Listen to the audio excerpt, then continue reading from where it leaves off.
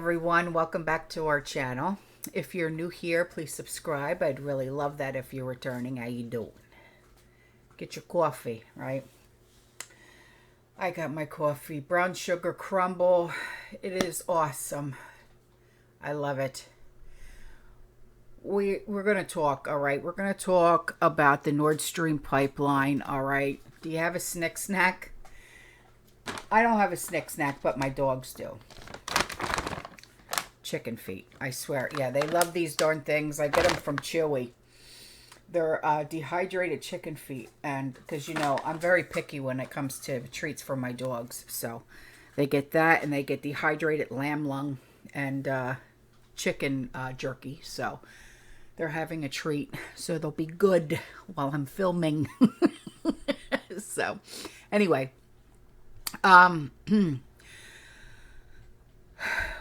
What's going on with this right now is plain and simple sabotage. All right.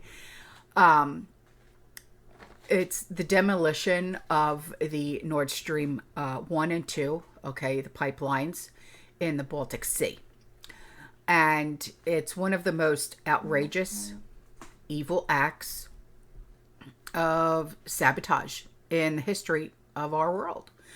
And now that this sabotage has been confirmed by numerous nations, the blame game has now begun. You know, you got to point the fingers, okay? You can't, I'm not going to take the blame. It was you, it was you, it was you, it was you, you know, and it's like, come off it. Just, you know what I mean? Own up to it, be a man, and that's that. You know what I'm saying? And everyone is wondering who did it, who did it, who did it. Really? We know. Right on. Now, potato. Now, if you're new here and you don't know who potato is, it's the one. D.C. White House. You know that one. All right. Now, Resident Potato with the Russophobic State Department official Victoria Nuland, and that's Nuland, and Senator Ron Johnson, okay, are all on record demanding that the Nord Stream pipelines be taken out. Okay, they're like the mob. Take it out, take it down, okay? And they're implying that they will use any means necessary to achieve that outcome. Now, on February 7th of this year, Potato offered a thinly veiled threat to annihilate the Nord Stream pipeline in his usual thuggery, smuggery style that we all get to witness when he's pretending to be a tough guy. You know? He's one of those. I know a guy who knows a guy who knows a guy. He's one of those, right? And earlier this year, on January 27th, Victoria Nuland, she promised that the Nord Stream 2 would be halted in one way or another. And all of this begs to question. If natural gas provides the Europeans with affordable fertilizer, food, energy, electricity, jobs, industrial capabilities, okay, why would so many U.S. officials demand that the natural gas pipelines be taken out? It's an honest, rational question. Think about it. Why do U.S. officials want the Europeans to suffer? I mean, that's it blows my mind. Why? What for? You know? So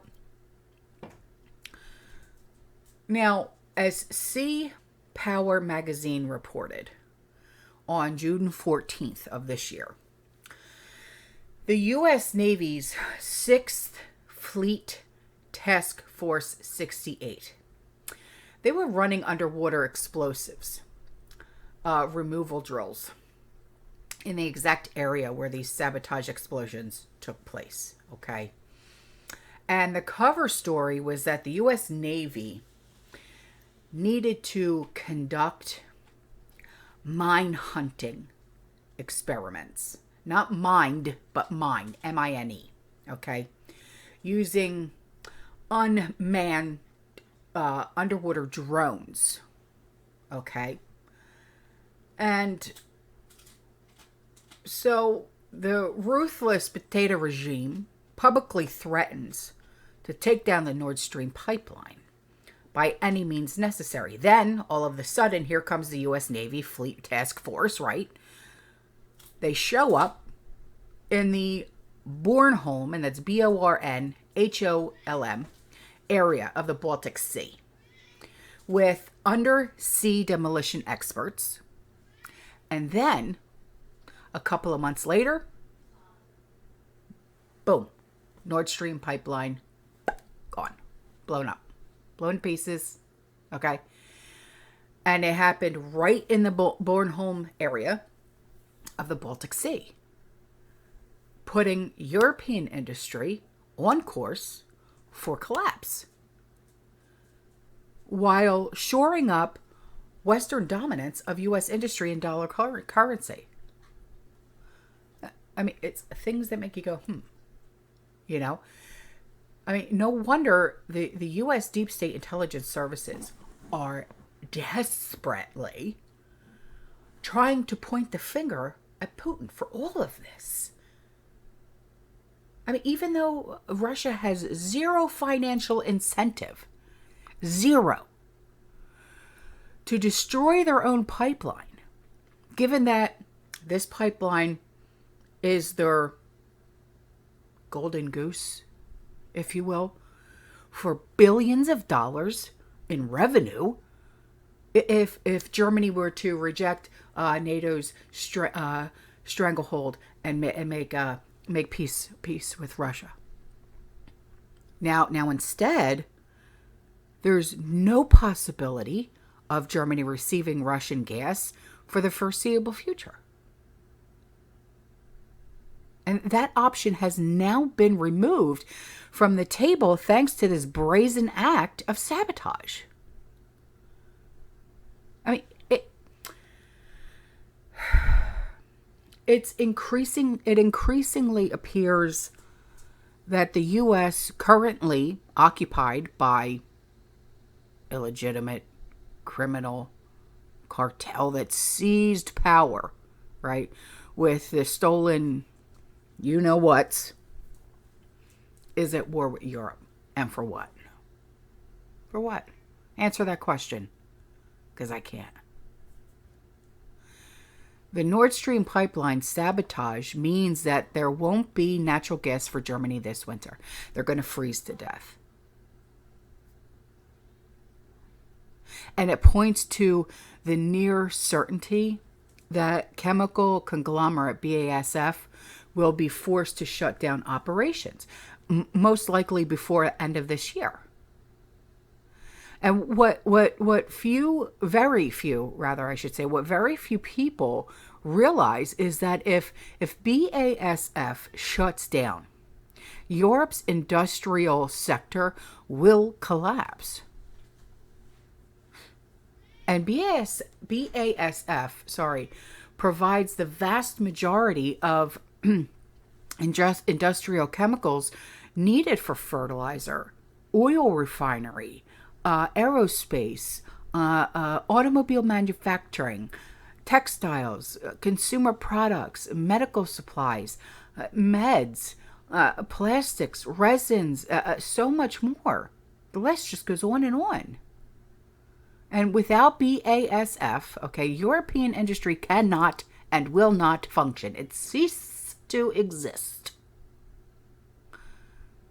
And without natural gas, BASF cannot function. It's gone. Done. Finito. Bye.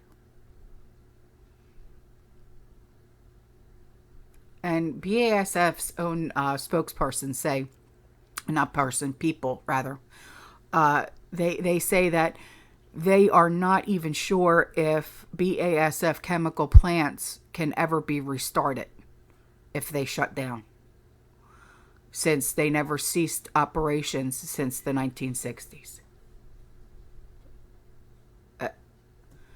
And the destruction of Nord Stream 1 and 2 now guarantees that BASF will be forced offline. And this means that the European industry is over. The end. And that means that European banks are going to face widespread insolvency. The very existence of the euro currency and the EU itself is now in question. By blowing up the Nord Stream, the U.S. has managed to set events into motion that will collapse Western Europe as we know it, transforming a first world continent into a third world hellhole of starvation, destitution, unemployment, industrial annihilation. And the outcome has already been set in motion. It can't be stopped, since the Nord Stream pipelines can't be repaired for months, maybe even years.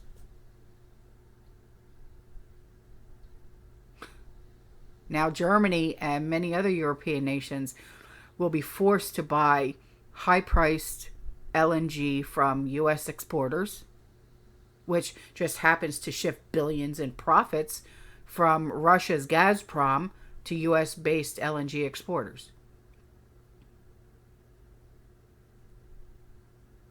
So,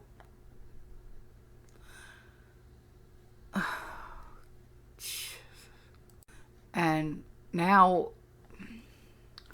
all right, with the Fed, with what they're doing, right, the Federal Reserve, what they're doing, okay, with the repeated interest rate increases, okay, I've covered that before, combined with the invasion, it's causing investors to flee Europe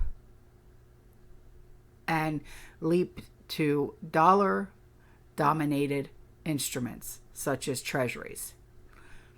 And the Fed they've already indicated that they will continue to raise rates until inflation is tamed, which in a practical sense means they will raise rates until something major breaks on the world finance stage. And the first thing to break, it seems, is going to be the European banks and potentially the ECB itself.